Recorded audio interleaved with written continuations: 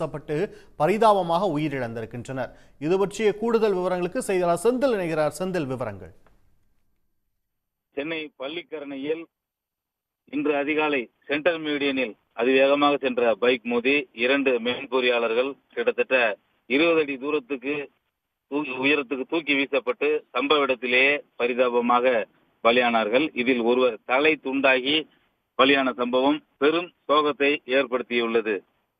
கேரளாவை சேர்ந்தவர் விஷ்ணு, அதே போல சென்னை அடுத்த பம்மல் சங்கர் நகரை சேர்ந்தவர் கோகுல்.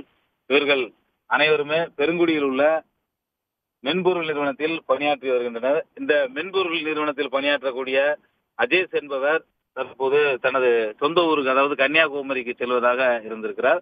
இதனால் அவர் நேற்று வேலையை விட்டு நின்று விட்டதன் காரணமாக தனது நண்பர்களுக்கு அனைவருக்குமே பார்ட்டி கொடுப்பதற்காக பள்ளிக்கரணை ராஜலட்சுமி நகரில் உள்ள தனது வீட்டிற்கு நண்பர்கள் அனைவரையும் வரவழைத்துள்ளார். விடிய மது அருந்தியுள்ளனர்.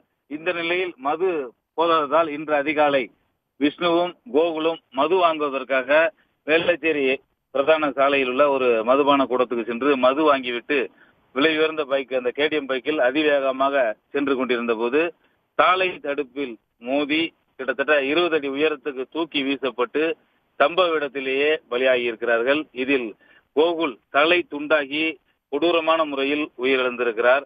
இந்த சம்பவம் தொடர்பாக பள்ளிக்கரணை போக்குவரத்து புலனாய்வு போலீசார் வழக்கு பதிவு செய்து விசாரணை நடத்தி வருகிறார்கள்.